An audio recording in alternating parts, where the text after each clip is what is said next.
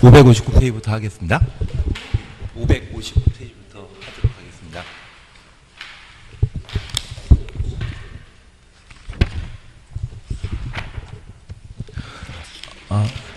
그런데 530페이지를 먼저 좀 봐주시겠습니까?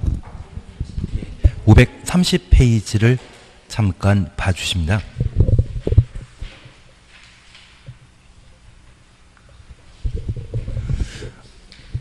530페이지 보시게 되면 3번 이행강제금이라는 게 있습니다. 얘가 지난주에 법이 개정되었는데 잠깐 확인하고 지나가셔야 됩니다. 우선 이행강제금과 관련되어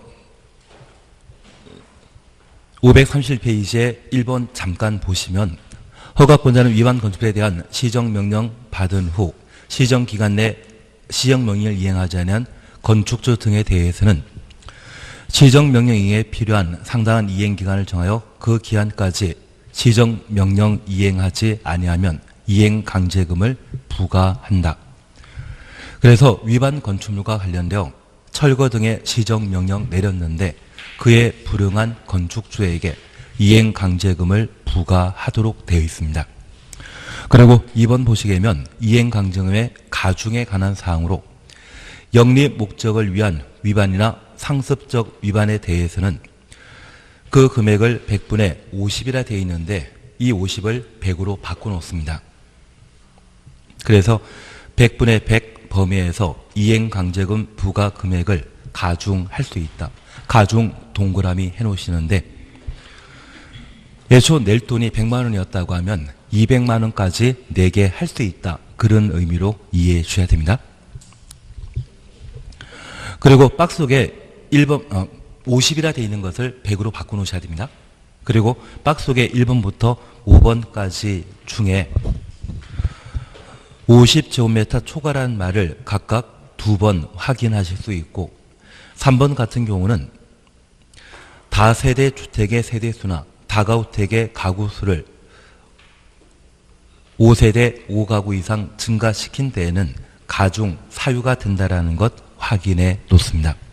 그리고 4번 보게 되면 동일리의 최근 3년 이내 2회 이상 이 법을 위반한 경우에는 상습적 위반에 해당되는 것으로서 가중 사유가 되게 됩니다. 그래서 1번부터 4번까지 묶어 놓습니다.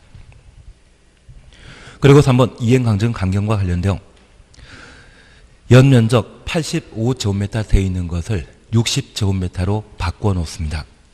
85가 아니라 60으로 바꿔 주셔야 됩니다.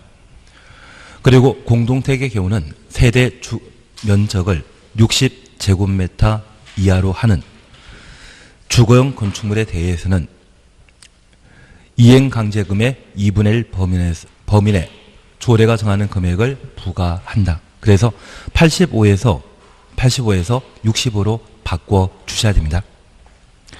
그리고 4번 보게 되면 이행강제금 부과 특례에 관한 사안이 있는데 얘는 일단 버리십니다. 그리고 옆에 페이지 보시면 부과 방법과 관련되어 3번 보시게 되면 부과 횟수라는 말이 있습니다. 허가권자는 제초시험령이 있은 날 기준으로 1년에 2회 이내 범위에서 조례가 정하는 횟수만큼 시정명령이 이행될 때까지 반복하여 이행강제금을 부과 징수할 수 있습니다. 단서에 해당되는 부분을 가로해 놓으시고 삭제라고 해 놓습니다. 다만이라고 되어 있는 부분이 있지 않습니까? 다만 연면적 85제곱미터 이하의 건축물의 경우는 두 줄 밑에 총 부과횟수가 5에 넘지 않는 범위 내 조례로 부과횟수를 따로 정할 수 있다. 이 부분을 가로해 놓으시고 삭제라고 해 놓습니다. 단서 끝까지 삭제시켜 주십니다.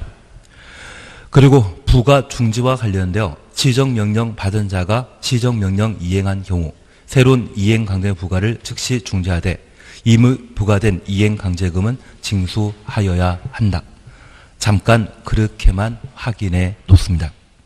그리고 4번 보게 되면 이행강제금 부과에 대한 특례로서 감경 사유라는 말을 우리가 볼 수 있습니다. 허가권자는 이행강제금을 다음 갖고 정하는 바에 따라 감경할 수 있다. 감경 동그라미 해놓습니다. 그리고 한 장 넘기시면 동그라미 2번 보시게 되면 2분의 1 범위 내 감경할 수 있다. 2분의 1. 얘는 50%란 이야기입니다. 원래 이행강제금을 100만 원 내기로 되었다고 하면 50만 원까지 깎아주는 것을 말하는데 1번 위반 행위 후 소유권이 변경된 경우 가로 해놓습니다. 그리고 2번 그냥 건너뛰시고 3번 건너뛰시고 4번 건너뛰시고 그리고 5번입니다. 사용승인 당시에 존재한 위반 행위로서 사용승인 이후 확인한 경우 가로 해놓습니다. 5번 가로 해놓습니다. 이러한 경우에는 이행강제금을 감경할 수 있습니다.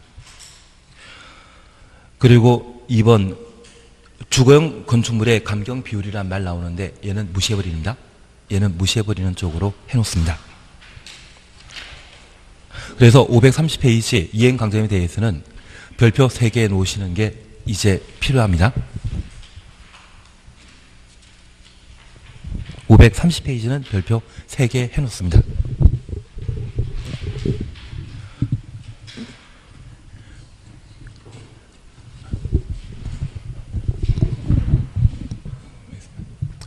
원래 이행강제금은 할 일이 없었는데 갑자기 4월 23일 날 개정되었기 때문에 7월 달에 또 개정됩니다.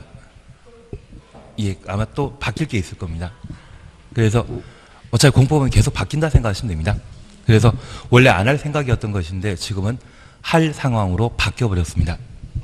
그래서 지금 한 장짜리 나온 것도 나중에 다시 한번 수정해야 될 겁니다. 저만 더워서 그렇습니다.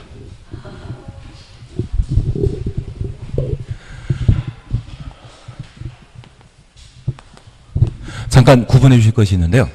여기 이행강제금은 건축법상 불법 건축물을 위반 건축물이라 표현하고 있는데 간혹 우리 주변의 단독대 옥상에 건축 허가 없이 옥탑방을 새로 만드는 경우가 있습니다. 만약 허가 없이 그 건물이 만들어지게 되었다고 하면 걔는 적법한 건축이다, 위반 건축이다. 위반 건축입니다. 그러면 이러한 옥탑방이 만들어지게 되면 그 옥탑방은 그 건물과 일체형이 아니기 때문에 심한 태풍이 불게 되면 바람에 날려갈 수가 있을 겁니다. 만약 그런 상황이라고 하면 건축주의 또는 건물 소유자의 안전의 문제가 아니라 지나가는 사람들의 안전에 큰 위협을 끼칠 수 있거든요. 그런 불법 건축물에 대해서는 그냥 놔둬야 된다? 철거하라 명령해야 되겠습니까? 철거 명령하게 됩니다. 그런 철거 등의 명령을 시정명령이라 하고 이 시정명령에 응하면 아무 문제 없는데 만약 불응하게 되면 해당 건축물의 건축주에 대해서는 이행강제금을 부과하게 됩니다.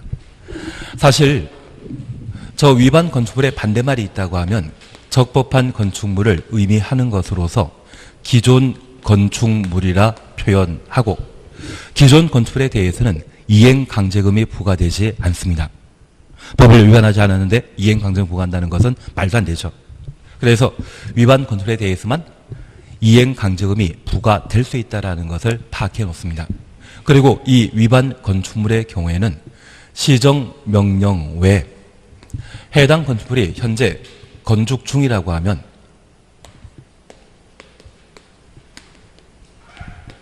건축 허가를 취소할 수 있습니다. 우리가 건축법 공부하시면서 건축 허가를 취소하여야 하는 것은 딱 4가지입니다. 2, 3은 6. 건축 허가 받은 날부터 2년 내 공사에 착수하지 않거나 공장의 경우는 3년 내 공사에 착수하지 않는데 그리고 공사를 법정 기간 내에 시행했지만 공사 완료가 불가능한 때 그리고 마지막으로 건축 허가 받을 때는 대지 소유권을 가지고 있었지만 착공 신고하기 전에 경매 등의 방법으로 대지 소유권을 상실한 경우 그리고 그때부터 6개월 경과하여 착공이 불가능한 경우에는 건축 허가 취소하여야 한다. 그 4가지를 뺀 나머지는 취소할 수 있습니다.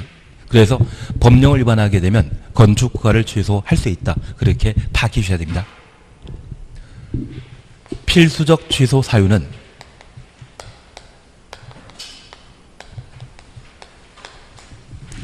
허가받고 2년 내 공사에 착수하지 않거나 공장의 경우는 3년. 착공 신고 전에 대지 소유권을 상실했다고 하면 그때부터 6개월 경과되어 착공 불가능하다 판단하게 되면 건축허가 취소하여야 합니다. 그래서 2, 3은 6이라는 것 한번 보시는 게 필요하십니다. 대신 건축법령 위반했다고 하면 취소하여야 한다, 취소할 수 있다. 할 수 있다라고 파악해 놓습니다. 그리고 이런 불법 건축물에 대해서는 시군구청장이 영업 허가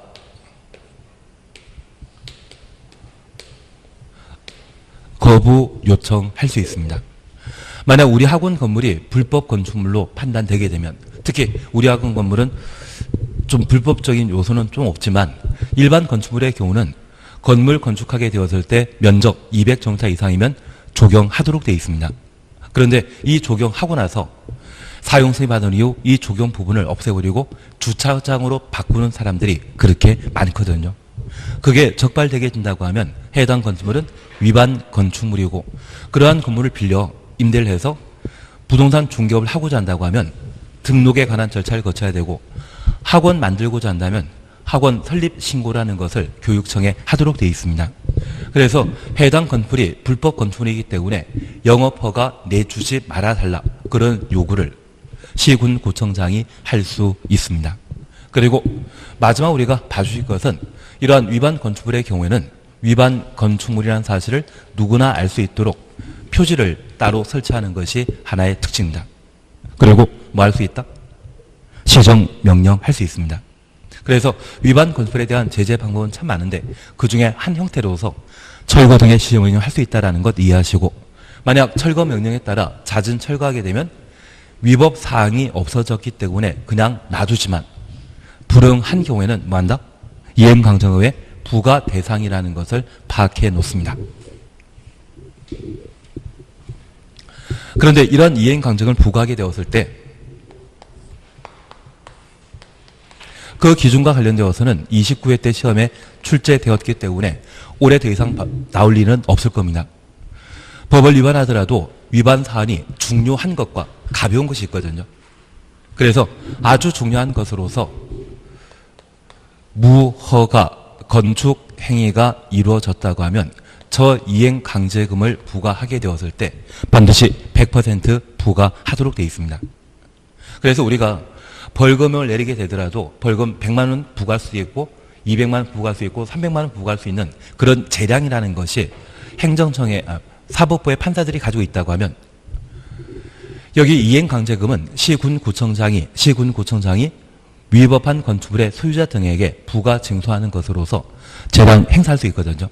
그래서 우리가 도로교통법을 위반해서 범칙금을 납입하게 되었을 때 교통경찰에게 빳빳하게 대들면 10만 원짜리 딱지 끊어주는데 이번이 처음 실수라고 하면서 약간 좀 비는 형태를 보이게 되면 그때는 좀 싸게 끊어주지 않습니까? 그런 형태처럼 저 이행강제금에 대해서는 허가권자의 재량이 인정되지만 만약 무허가 건축물에 대해 이행강제금 부과하게 되면 무조건 100%를 그대로 부과 징수하도록 되어 있습니다. 그리고 건물 크게 건축하겠다고 용적률을 법정 기준보다 좀 더 크게 건축하게 된다고 하면 그때는 90%를 이행강제금으로 부과 징수하게 되며, 건폐율을 위반하게 되면 80% 납입하도록 되어 있고, 신고하지 않고 건축 행위를 했다고 하면 그때는 70%의 이행강제금을 부과 징수하는 것이 특징입니다. 다만 얘는 작년에 시험에 나왔기 때문에 올해 나온다 안 나온다? 안 나옵니다. 우리 교재는 참 훌륭해가지고 뒤에 기출문제가 있거든요. 그래서 기출문제 중에 720페이지를 잠깐 봐주십시오. 720페이지를 잠깐 살펴보시게 되면 720페이지 찾았습니까?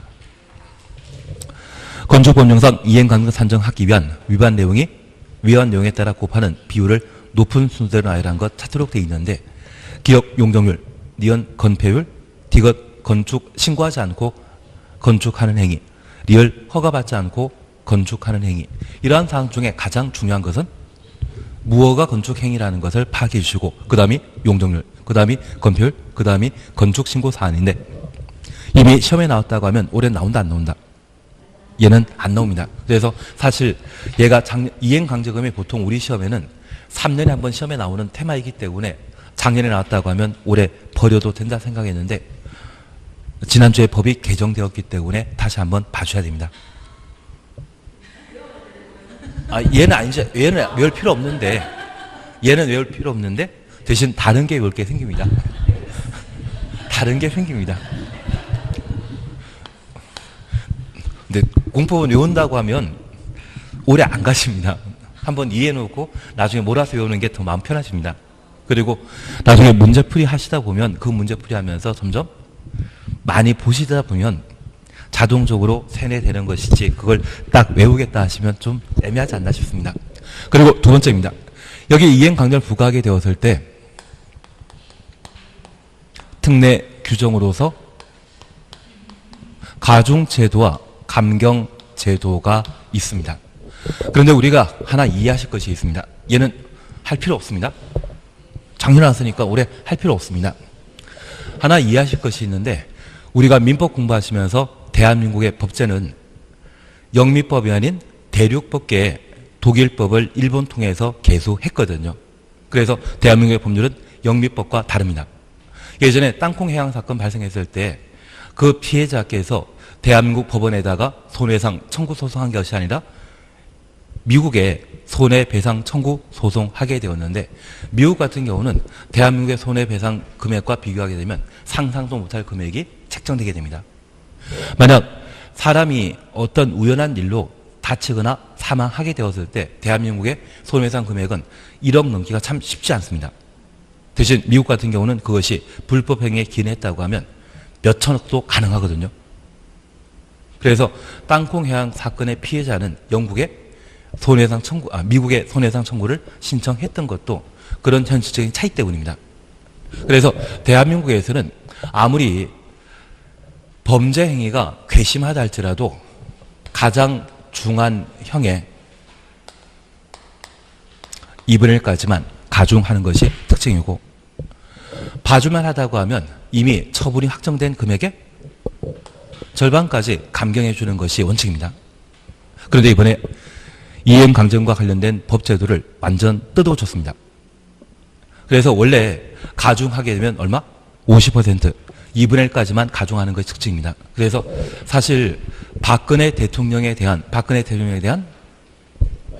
법원의 사법부의 판단이 있다 할지라도 그분 범법행위 다 나열하게 되면 돌아가실 때까지 못 나오시거든요. 그래서 이야기 나오는 게 한 30년 정도까지 가중 처벌하겠다 그런 이야기가 나옵니다. 30년이면 살아나오기 좀 힘드시겠죠. 대신 미국 같은 경우는 징역 100년, 징역 800년짜리도 있습니다. 제가 기억하기에 가장 심했던 게 징역 900 몇십 년짜리 있거든요. 그게 가능한 것이 미국 같은 경우는 가중과 관련된 범위 제한을 하지 않는 것이 특징입니다. 그런데 이번에 법을 개정하여 100% 가중할 수 있다는 거 기억해 주시고 반면 감경하게 되면 가장 중한 형의 얼마까지 50% 감경하게 됩니다. 그중에 우리가 잠깐 파악해 주실 것은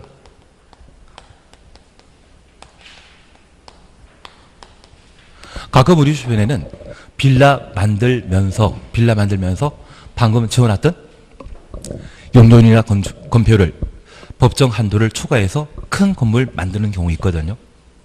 그런 일을 한 번만 하는 것이 아니라 빌라 만들면서 계속 반복하는 분들이 계십니다. 그런 분이라면 좀 상습이지 않습니까? 그러면 이 상습과 관련된 우리가 기억하실 것은 대한민국 모든 법률의 상습법은 최근 3년간 2회 이상 동일한 법령을 위반하게 되면 상습에 해당되게 됩니다. 그래서 저 상습에 해당되게 되면 가중 사유가 된다는 것을 꼭 한번 기억해 주셔야 됩니다. 상습은 무엇이다?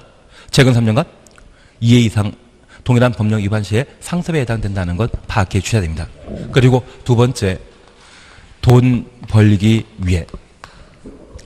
사실 작년까지 아니라 올 4월달까지 이 가중과 관련되어서는 가장 중한 형의 이행 강제면 얼마까지 가중한다? 50입니다. 그래서 이 가중 사유와 관련되어서도 이 50을 따서 가중 사유를 정해 놨었거든요. 그래서 원래 만들 수 있는 면적을 50제곱미터 초과해서 만들게 됐다고 하면 저 50% 따서 50초가 정해놓은 것이거든요. 그래서 면적 50제곱미터 초과하게 된다고 하면 그때는 가중 사유가 되었고, 그리고 다가구 다세대 주택을 원래 만들 세대수가 10세대인데 5세대 더 만들었다고 하면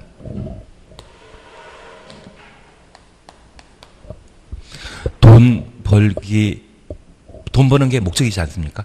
이런 경우는, 이런 불법 행위가 있다고 하면 그때는 이행 강제금에 대한 가중 사유가 되었는데, 이번에 이 50이란 말 대신 100으로 바뀌었다라는 걸 좀 기억하시면서 저 100을 둘로 나누면 뭐가 됩니까?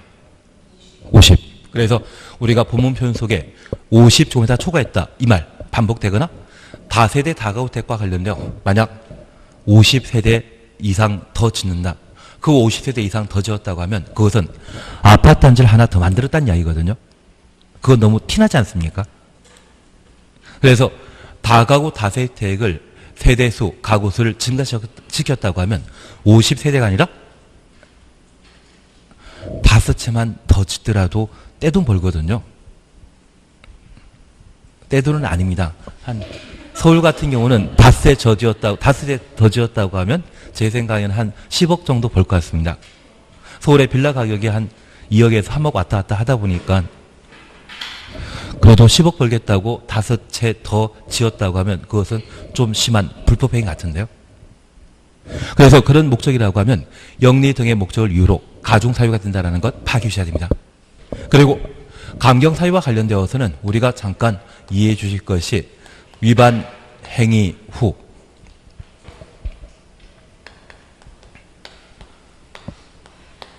소유권이 변경된 경우, 그래서 우리 주변에 빌라 만드시는 분이 계시는데 그 빌라 만드시는 분이 법을 위반해서 불법 건물 만들어 놓고 그 건물을 분양했다고 하면 현재 소유자가 불법 행위를 한 사람이다 아니다? 아니지 않습니까? 만약 그런 사람에게 책임 묻는다는 것은 좀 심하기 때문에 원래 부과할 이행 강제를 얼마까지? 50%까지 감경시켜줍니다. 다양한 시간대 오셔가지고 지금 뭐하고 있는지 서로 잘 모르는 상황입니다. 그리고 마지막으로 봐주실 것이 사용 승인 후 위반 행위가 확인된 경우, 사용 승인은 허가권자가 건축 허가받은 대로 공사가 이루어졌는지 확인할 절차인데 허가권자가 깜빡 실수해서 사용 승인 당시에 존재하던 위반 사항을 그때는 확인하지 못하고 나중에 확인했다고 하면 허가권자에게 어느 정도 책임이 있죠. 잘못을 제대로 확인하지 못했기 때문에 허가권자에 대한 어느 정도 책임이 있기 때문에 그때는 감경 사유가 될 수 있다는 것을 봐주셔야 되는데 다양한 시간대 오셨기 때문에 다시 한번 하십니다. 531페이지 잠깐 봐주십시오. 531페이지 보시게 되면 이행강제금, 우선 옆에 페이지에 이행강제금 3번 있는데 얘를 별표해 주십니다. 그것도 3개 해주십시오. 대신 별표 3개라고 해서 3개 적으시는 게 아니라 그냥 3만 적으시면 됩니다. 저는 양심 있는 사람이어가지고 별표 100개란 이야기는 절대 안 합니다. 어떤 분 보면 별표 100개를 그 페이지 다 적느라고 시간 다 버리시더라고요. 그냥 별표 100개면 그냥 100자 적어 놓으시면 딱 깔끔하지 않겠습니까? 대신 얘가 4월 23일 날 지난주에 개정되었다라는 것을 좀 한번 확인해 놓으시고 얘는 올해 시험거리라고만 다시 한번 봐놓습니다. 그리고 옆에 페이지 보시게 되면 531페이지입니다. 허가권자는 위반 건축물에 대한 시정명령 받은 후 시정기간 내 시정명령 이행하지 아니한 건축주에게 두 줄 밑에 이행강제금을 부과한다. 그래서 이행강제금의 부과 대상은 위반 건축물로서 시정명령에 불응한 건축주가 이행강제금의 부과 대상이라는 것 확인하십니다. 그래서 위반 건축물부터 시정명령 이행하지 아니한 거기까지 가로 해놓습니다. 그리고 박스에 이행강제금 부과 기준과 관련되어 얘는 작년에 시험에 나왔기 때문에 올해 나올 일 없습니다. 다만 잠깐 확인하시면 지방세법에 의해 해당 건물에 적용되는 1제곱미터당 시가표준액 주놓습니다. 여기 시가표준액은 세금 부과할 때 산정하는 금액을 시가표준액이라 표현합니다. 그 시가표준액에 100분의 50에 해당되는 금액의 위반 금액을 곱한 금액 이하 범위에서 다음 비율을 곱한 금액을 이행강제금을 부과하도록 되어 있습니다. 복잡하기 때문에 여기까지 신경 쓰지 마시고요. 그냥 허가받지 않고 건축한 건물의 경우는 100%, 용열 초과 시에는 90%, 건폐율 초과 시에는 80%, 신고하지 않고 건축한 행위의 경우는 70%. 이거 외울 필요 없습니다. 작년에 시험에 나왔기 때문에 올해 절대 안 나옵니다. 다만 우리가 이해하실 것은 건축 허가받지 않고 건물 건축하게 되면 건축물의 안전상 큰 문제가 발생하기 때문에 100% 부과한다. 그리고 건폐율과 용적률 중에 좀 더 심한 법령 위반의 사항은 용적률이다. 그렇게만 파악해 주시면 되지 않나 싶습니다. 대신 작년에 시험에 나왔기 때문에 올해 안 나옵니다. 대신 이번 이행강제의 가중과 관련되어 허가권자는 영리 목적을 위한 위반 행위나 상습적 위반 행위에 해당되는 경우에는 이행강제 금액을 일에 따른 금액이 바로 이행강제금입니다. 그 이행강제금의 100분의 50으로 책에 적혀져 있는데 얘를 100분의 100으로 바꿔놓습니다. 100분의 50이 아니라 100분의 100이라고 하면 원래 이행강제금을 100만 원 부과할 상황이었다고 하면 저 상습적 위반 행위에 대해서는 이행강제금을 얼마 부과한다? 2배인 200만 원 부과한다고 파악해 놓습니다. 그게 100분의 100 가중한다는 의미입니다. 원래 100만 원 부과할 대상이었다고 하면 100% 가중해서 200만 원 부과시키는 것이 특징입니다. 그러면 이렇게 가중하게 되었을 때 단서 잠깐 확인하십니다. 위반 행위 후 소유권이 변경된 경우는 제외한다. 위반 행위 후 소유권 변경 가로 해놓습니다. 근데 우리 아파트를 내가 스스로 지어보신 적 있으십니까? 예, 그런데 그 아파트 만드는 분이 불법으로 아파트를 증축했거나 또는 용적 초과해서 만들어 놓고 우리에게 소유권을 넘겨버렸습니다. 그리고 나중에 세종시장이 용적률 초과해서 만들어진 건물 또는 무허가 상태에서 건축된 건물에 대한 분양권을 받은 우리에게 이행강제를 부과하게 된다면 가중하는 것은 좀 심하지 않습니까? 그러면 지금 위반 행위 후 소유권이 변경되었다고 하면 현재 소유권자가 불법 행위를 저지른 것입니까? 아닙니까? 이해되시겠습니까? 만약 그런 경우라면 이행강제금의 부과 가중 사유는 못 된다라는 것을 파악해 놓습니다. 그리고 두 번째입니다. 1번 보시게 되면 용도 변경한 경우 용도 변경 추천없습니다.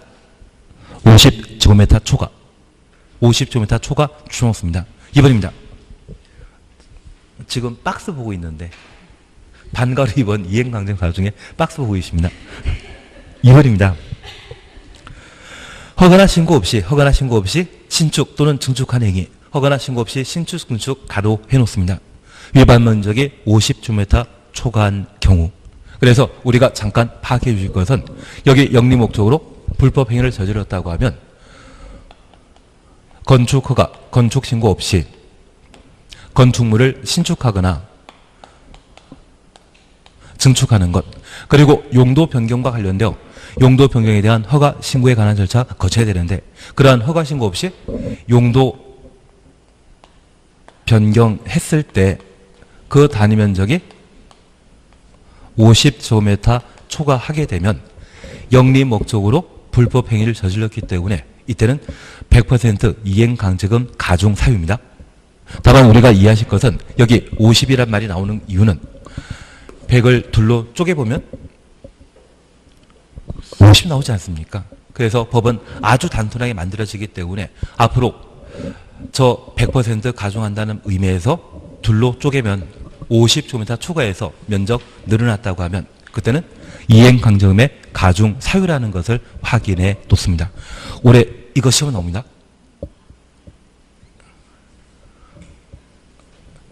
저랑 내기하는 것도 괜찮습니다. 이건 무조건 나옵니다. 그리고 3번 잠깐 해보십니다. 임대 등의 영리 목적으로 허가나 신고 없이 다세 다가구택의 가구수, 세대수를 증가시킨 경우 가로 속에 늘어난 세대수가 5세대 이상, 5세대 이상 증가시킨 것 찾아놓습니다. 그래서 우리가 기억하시길 다가구택의 다세대택의 경계벽을 증설, 해체, 수선, 변경하면 세대수 늘릴 수 있지 않습니까? 그렇게 세대수 늘리는 것이 5세대 5가구 이상이었다고 하면 그때는 가중 사유가 된다는 이야기입니다. 그리고 4번 보게 되면 독일인이 최근 몇 년간 3년 이내 2회 이상 동일한 불법 행위를 저질렀다고 하면 가중 사유라는 것 하나 확인하시고 이 사유에 해당되는 것이 상습범에 해당되게 됩니다. 그래서 이런 네 가지 사유가 있다고 하면 뭐한다? 가중 사유라는 것을 꼭 한번 확인해 주셔야 됩니다. 그리고 우리 교재 편제상 뒤에 배치해 놨는데 우리 감경 사유를 잠깐 확인하십니다. 533페이지를 먼저 봐주십니다. 한 장 넘기시면 533페이지 나옵니다. 이행강제금 부과에 대한 특례로서 1. 감경 사유라는 말 찾으셨죠? 허가권자는 이행강제금을 다음에 해당되는 경우는 감경할 수 있다는 말 하나 확인하시고 한 장 넘기시면 축사 등의 농업용, 어업용 시설로서 500제곱미터 이하인 경우 얘는 외우는 거 아닙니다. 다만 우리가 이해하실 것이 있습니다. 대한민국은 평등을 헌법에 보장하고 있는데 그 평등은 절대적 평등을 채택하고 있습니까? 상대적 평등을 채택하고 있습니까? 상대적 평등을 채택하기 때문에 도시인과 농민에 대해서는 대등하게 취급한다? 달리 취한다? 달리 대우하게 됩니다. 그래서 만약 단서에 농업용, 어업용 시설이라는 말 쓰게 된다고 하면 이때는 당연히 감경될 수 있는 상황으로 이해해 주셔야 됩니다. 그리고 2번입니다. 1번 보게 되면 위반 행위 후 소유권이 변경된 경우 가로 해놓으시고 50% 감경할 수 있다는 건 파악하시는데 현재 소유자가 불법 행위 저지른 건 아니죠. 100만 그대로 부가 징수하는 것은 좀 애매하기 때문에 절반까지 깎아줄 수 있다. 그런 의미입니다. 취지 이해하시겠습니까?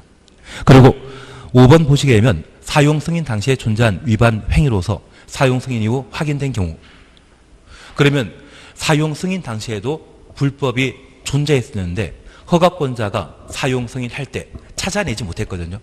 그걸 1년, 2년 뒤에 찾아내서 이행강제금을 부과하게 된다고 하면 그때는 가중사유이다, 감경사유이다.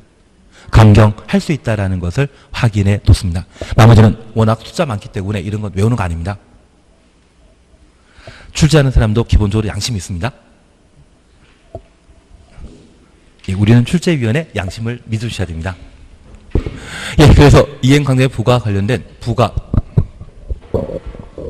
대상에 관한 내용을 함께 보셨습니다. 그리고 이제 우리가 잠깐 살펴보실 것이 부과 절차에 관한 내용을 함께 다루어주시는데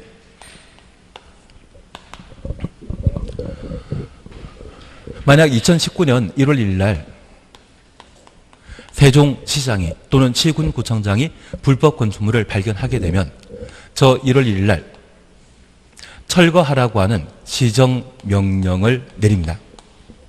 다만 이 철거와 관련된 공사는 상당한 시간이 필요하기 때문에 공사기간으로 6개월을 부여합니다. 그래서 1월 1일 날 철거 명령하게 되면 6월 30일까지 자진 철거하라 하고 저 6월 30일 되는 날까지 철거하지 않고 계속 존재한다고 하면 7월 1일 날 이행 강제금을 부과합니다. 다만 해당 건축물의 불법 사안은 아직 존재하거든요. 그래서 2차 시정명령이라는 것을 내리게 됩니다. 다만 우리가 이해하실 것이 있습니다. 내가 건축법이라는 것을 공부하지 않았다고 하면 이런 제도를 아예 몰랐을 거거든요. 그래서 철거하라는 시정명령이 떨어졌을 때 내가 얼마나 중요한 법을 위반했는지 모르는 상황이 참 많을 겁니다. 그래서 이 시정명령을 무시하고 7월 1일 날 이행강제금이 날라왔을 때 그게 1,000만 원, 2천만 원 날라오게 되면 그때는 깜짝 놀랍니다. 그래서 이제 주변 사람들에게 물어볼 수 있거든요. 그리고 잦은 철거하게 되면 7월 1일 날 시정명령은 12월 30일까지 잦은 철거하라 명령하게 됩니다. 만약 잦은 철거했다고 하면 새로운 이행강제금의 부과는 없습니다. 대신 12월 30일까지 잦은 철거하지 않고 계속 해당 건축물을 사용하게 되면 2020년 1월 1일 날 2차 이행강제금과 3차 시정명령이 반복해서 이루어지게 됩니다.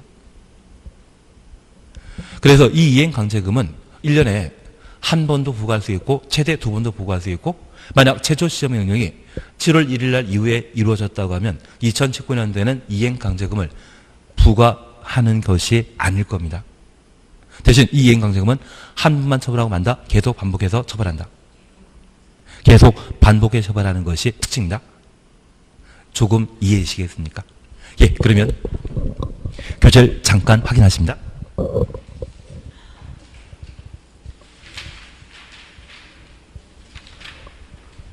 3번 이행강제금 강경에 대해서는 우리 바꿔주신 게 있습니다. 연면적 85제곱미터가 지금은 4월달에 법이 바뀌어서 60으로 바꿔주셔야 됩니다. 그래서 531페이지에 밑에서 두 번째 줄 보시면 연면적 그리고 가로 속에 공동택의 경우는 세대 면적이라는 말 찾으셨죠. 85제곱미터 이하의 주거용 건축물 85제곱미터가 아니라 지금은 60제곱미터로 바꿔주십니다.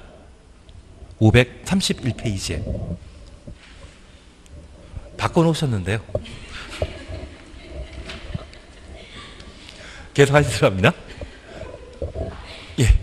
그래서 연면적 60제곱미터 이하의 주거용 건축물 그리고 공동택의 경우는 세대 면적이 60제곱미터 이하의 경우에는 2분의 1 범위에서 이행강제금을 깎아주는 것이 특징입니다. 그래서 60제곱미터에 거주하는 주택 소유자라고 하면 서민에 해당되기 때문에 이행강제금을 감경 가능하다라는 것 확인해 놓습니다. 그리고 옆에 페이지에 부과 방법이라는 말 찾으셨죠? 4번 이행강제금 부과에 대한 특례는 볼 필요 없습니다. 얘는 시험권이 아닙니다. 옆에 페이지에 부과 방법 찾으셨죠? 1번입니다. 허가권자는 이행강제금 부과하기 전에 이행강제금을 부과 징수한다는 뜻을 문서로 계고하여야 한다. 여기 계고는 징계 예고의 준말입니다. 징계 예고의 준말입니다. 그리고 문서주의 그냥 지나가시고 3번입니다. 부과 횟수란 말 찾으셨죠? 허가권자는 최초 시정명령이 있은 날 기준으로 1년에 2회 이내 범위에서 조례가 정하는 횟수만큼 시정명령이 이행될 때까지 반복하여 이행강제금을 부과 징수할 수 있다. 그리고 우리 약속했습니다. 다만 연면적 85제곱미터 이하의 주거용 건축물 등에 대해 총부해수 5회 넘지 않는 범위 내 조례로 부과 횟수를 따로 정할 수 있다. 이것 가로해 놓으시고 삭제. 4월달에 개정되어 삭제라고 해주셔야 됩니다. 작년까지만 하더라도 서민이 사용하고 있는 주택에 대해서는 이행강제의 최대 부과 횟수가 5번으로 제한했었는데 지금은 삭제되었습니다. 우리가 처음 이걸 공부하면 아무 가치 없는 것처럼 보이지만 제 입장에서는 얘가 과거에 그렇게 시험 문제 많이 나왔었거든요. 근데 이번에 삭제되었다고 하는 것은 시험 출제하는 위원 입장에서는 아주 중요한 법률 개정입니다. 그래서 얘 때문에라도 시험 문제가 반드시 나오게 될 겁니다. 단서에 관한 사항은 지금 살아있는 것이 아니라 삭제되었다는 것을 꼭 확인해 주셔야 됩니다. 그리고 두 번째입니다. 부과 중지라는 말 다시 한번 보십니다. 시정명령 받은 자가 시정명령 이행한 경우는 새로운 이행강제 부과를 즉시 중지하되 이미 부과된 이행강제금은 징수해야 한다. 이미부터 징수까지 가로 해놓습니다. 그러면 잠깐 우리가 파악해 주실 것이 있습니다. 우리는 개략적인 이행강제금 부과 방법과 관련된 내용을 함께 보셨는데 얘 때문에 우리 시험에 출제되는 것이 꽤 됩니다. 첫 번째 기억하실 것은 이행강제금과 관련되어서는 일사부재리를 적용하지 않습니다. 적용하지 않기 때문에 우리 시험에 출제되게 되는데 우리가 민법이나 다른 법률 공부할 때다 보면 한 번 처벌받은 사건에 대해서는 두 번 다시 처벌하지 않는다. 그래서 한 번 야단치면 두 번 야단치시는 거 아닙니다. 그래서 자제분이 만약 학교에서 성적을 좀 나쁘게 받아오셨다고 하면 한 번 야단치시고 그리고 한 달 동안 용돈 없어 그런 이야기 하시면 일사부재리를 나는 위반한 겁니다. 그래서 한 번만 야단치고 끝나야 되지 동일한 사안 가지고 두 번, 세 번 반복 야단치게 되면 법원칙을 위반한 것으로 파악해 주셔야 됩니다. 그러면 우리가 잠깐 이해하실 것은 여기 이행강제부가 관련되어 최초 지정 명령 있은 날부터 1년에 몇 번? 딱 2회입니까? 2회 이내입니까? 2회 이내 반복하여 이행강제금 부과할 수 있는데 동일한 위반 사안을 가지고 한 번만 처벌하는 것이 아니라 두 번, 세 번 반복해서 이행강제금을 부과 징수할 수 있습니다. 제가 개포동 쪽에 개미마을이라는 곳이 있거든요.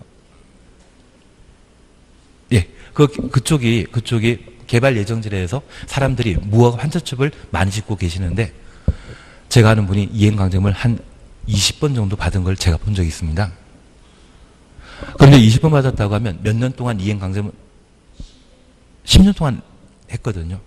그 개미마을에 계시는 분들이 생각하는 게 이곳이 아파트 재개발 사업하게 되면 내가 아파트 분양권 하나 받을 수 있다 해서 무허가 건물에 계속 살고 계십니다. 그런데 그 쪽방이라 불리는 방이 방 한 칸이 한 5평 정도 되는 4개 있다고 하면 방 한 칸당 재산 가치가 1억 2천입니다. 그래서 방 4칸짜리 무허가 건물 가지고 계신 분이 2007년, 8년도이거든요. 2008년도, 7년도에 5억 가까이 돈을 가지고 계시는 거가 똑같습니다.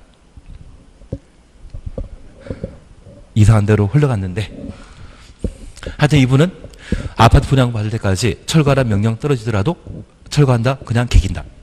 개깁니다. 그래서 이 이행강제금은 10번도 가능하고 20번도 가능하다는 이야기입니다. 대신 우리 저 이행강제금과 비슷한 것이 벌금이나 과태료이거든요. 그것은 한 번 내고 마는 것이지 두 번, 세 번 반복하여 부가 징수하는 거 아니거든요. 그래서 저 이행강제금에 대해서는 일사부재리가 적용된다, 배제된다. 배제된다라는 것을 파악해 주시는 게 필요합니다. 대신 우리가 나중에 아주 나중에 농지법이라는 것을 공부하게 되면 농지법에도 이행강제금이 있거든요. 농지법상 이행강제금은 1년에 딱 한 번만 반복 부가 징수합니다. 반면에 건축법에 따른 이행강제금은 1년에 2번 이내. 그래서 농촌에 거주하는 농민들은 1년에 수확철 한때만 돈이 여유가 남으시거든요. 그래서 농지법에 따른 이행강제금은 1년에 1회 이내가 아니라 딱 한 번. 반면에 건축법상 이행강제 부과는 1년에 2회 이내. 이내란 말을 꼭 봐주셔야 됩니다. 만약 최초 지정명령이 7월 1일 날 있었다고 하면 6개월에 철거 등의 시정명령 기간 두고 그 다음에 1월 1일 날 이행강제 부과하게 되거든요. 그러면 2019년도에는 이행강제 부과가 있다 없다? 없기 때문에 저 이행강제 부과는 1년에 2회 이내 반복 부과한다. 이 말이 나오게 됩니다. 반면에 농지법에 따른 이행강제금은 추수할 때 여유 있기 때문에 1년에 딱 한 번 부가 징수하는 것이 특징입니다. 그리고 두 번째 우리 봐주실 것이 일반 국민은 느끼는 법 감정에 위배되는 사안이 존재합니다. 여기 이행강제 부과와 관련되어 우리가 꼭 기억하실 것이 있습니다. 자수라는 개념 들어본 적 있으십니까? 범죄자가 자수를 하게 되면 형벌을 감면시켜주거나 감경시켜줄 수 있거든요. 그러면 애초 옥탑방을 불법으로 만들었을 때는 건축법을 몰라서 내가 실수해서 만들었는데 나중에 이행강제 떨어지고 내가 얼마나 잘못을 크게 저질렀는지 알고 용서 구하는 마음으로 자진 철거할 수 있습니다. 그러면 불법 행위가 제거되었기 때문에 새로운 이행강제 부과는 당연히 없지만 이미 부과된 이행강제에 대해서는 준다, 징수한다. 징수합니다. 그러면 방금 우리가 확인하신 내용들 중에 범죄자도 자수하게 되면 형벌을 감경시켜주거나 감면시켜주는데 저 이행강정에 대해서는 봐주는 거 없거든요. 이러한 것들은 통상적인 법제도와 비교하게 되면 아주 특이한 예외에 해당되게 됩니다. 그래서 이 예외에 해당되는 것을 우리 시험에 계속 반복했었고 특히 작년까지는 우리 시험은 안 나왔지만 다른 건축사 시험에 이행강정은 1년에 2회 범위 내 부가 징수하게 되면 10번 부과하는 거 가능하죠. 20번 부과는 가능합니다. 대신 연면적 85제곱미터 이하의 주거용 건축물은 최대 몇 번?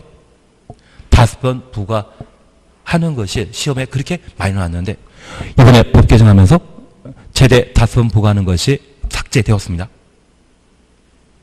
그러면 연면적 60제곱미터 이하의 주택이 이행강정 부과하게 되면 최대 부과횟수는 5번이다?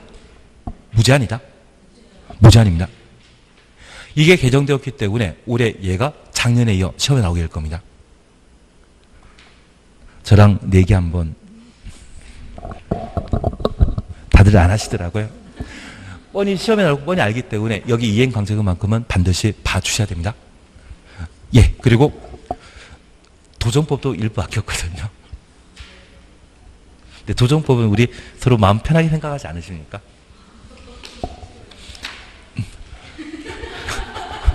도정법은 수정만 하고 지나갈 겁니다. 도정법은 수정만 하고 지나가십니다. 근데 도정법은 하면 쉽긴 쉬운데 제 입장에는 괜찮은 것 같아요. 예, 307페이지 봐주십시오. 307페이지를 봐주십시오.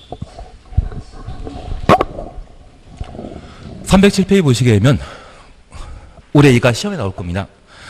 양가로 8번 정비구역 안의 행위 제한 얘를 별표 3개 놓습니다. 어차피 도정법도 참 오랜만에 바뀌는 사안이거든요. 그러면 우리가 잠깐 이해하실 것이 있습니다. 정비구역이라 하면 재개발, 재건축하는 것을 정비사업이라 했습니다. 그 정비사업하는 장소를 뭐라 한다? 정비구역입니다. 그러면 도시군 계획사업에 해당되는 정비사업은 개인 토지 소유자의 개발 행위보다 도시군 계획사업이 더 중요하거든요. 그래서 이 정비구역 안에 개발 행위에 대해서는 함부로 할 수 있다 없다? 없다. 그래서 1번 보시게 되면 정비구역의 다음 언어 하나에 해당되는 행위를 하는 자는 시장 군수 등의 허가 받아야 된다. 허가 내주겠습니까? 허가 안 내주겠습니까? 안 내주는 것이 1번부터 7번까지 있습니다. 특별히 1번과 관련되어서는 그때 용도 변경이라는 말 추천했습니다. 그리고 7번 중목의 벌채, 칙제. 중목의 죽은 대나무를 말합니다. 목은 나무, 소나무 등을 말하는 것으로 파악하시고 베어내거나 심는 것은 모두 시군 구청장이 허가받은 때만 할 수 있다. 그렇게 파악해 놓습니다. 그리고 2번 보시니 허가 없이 할 수 있는 행위로서 1번 재복구 등을 위한 응급조치 그리고 1-1이라 해놓으시고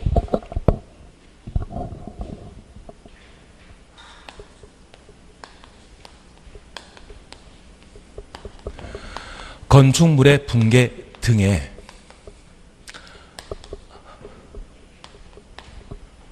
안전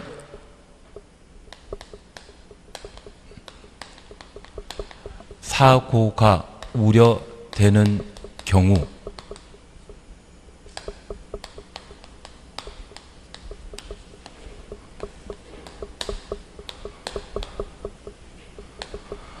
안전조치하는 경우에는 허가 없이 그냥 할 수 있습니다.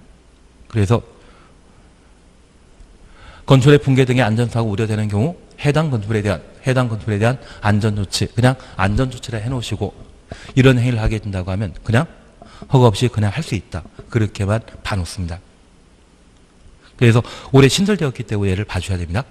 그리고 제가 부탁드리는 것은 3번 경작을 위한 토지 형질 변경과 그리고 6번 관상용 중목의 임시 식재는 허가 없이 할 수 있는데 가로 속에 경작지란 말이 있지 않습니까?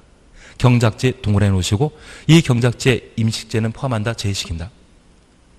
제외한다. 줄만 쳐놓습니다. 다만 제가 장담 드릴 건데 얘도 올해 시험 나옵니다. 얘가 한 3년 동안 시험 안 나왔었거든요. 대신 올해 이렇게 개정되었다고 하면 한번 시험에 나오게 될 겁니다. 다만 여기 수정하는 자료는 나중에 다시 한번 제가 자료로 따로 만들어 드리게 될 겁니다. 그리고 두 번째 바꿀 것만 해주시고 쉬었다 하실 겁니다. 어딜 잠깐 보시는가 하면 정비사업조합과 관련된 개정 사항인데 330페이지를 봐주십니다. 330페이지 봐주십니다. 우선 330페이지에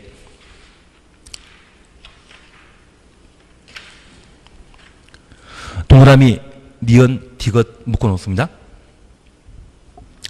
니은 보게 되면 재건축사업추진위원회가 조합 설립할 때 토지 소유자 동의에 관한 사안들을 각각 열거하고 있습니다. 그리고 디귿 찾으셨죠? 재건축사업의 추진위원회가 조합 설립할 때 주택단지가 아닌 가로 해놓습니다. 지역이 정비구역에 포함된 때 주택단지가 아닌 지역, 주택단지 아닌 가로 해놓습니다. 토지 또는 건축의 소유자 4분의 3, 토지의 면적 3분의 2 이상의 토지 소유자 동의 받아야 된다. 그리고 이 경우 인가받은 사항을 변경하는 때도 또한 같다. 이 경우부터 또한 같다까지 가로 해놓으시고 옆에다가 삭제라고 해놓습니다. 그러면 제가 하나 알려드리고 싶은 것은 한 장 앞에 가시면 329페이지 보시게 되면 양가로 2번 정비사업조합과 관련되어 1. 설립인가라는 말 찾으셨죠? 조합을 설립인가 바꾸자 할 때 동그라미 기억은 재개발 사업과 관련된 설립 요건인데 얘가 최근 기출문제 시험에 나 있거든요. 그래서 얘가 기출문제 시험에 나왔다고 하면 올해는 재개발 시험에 나왔다고 하면 올해는 재건축 시험에 나온다는 이야기입니다. 특히 재건축과 관련되어 니은 디귿을 우리가 천천히 나중에 한번 해나가셔야 되는데 지금은 나중에 한다 생각하시고 지금은 삭제된 것만 한번 표기해 주십시오. 그리고 어느덧 쉴 때가 되셨습니다. 쉬었다 하십니다.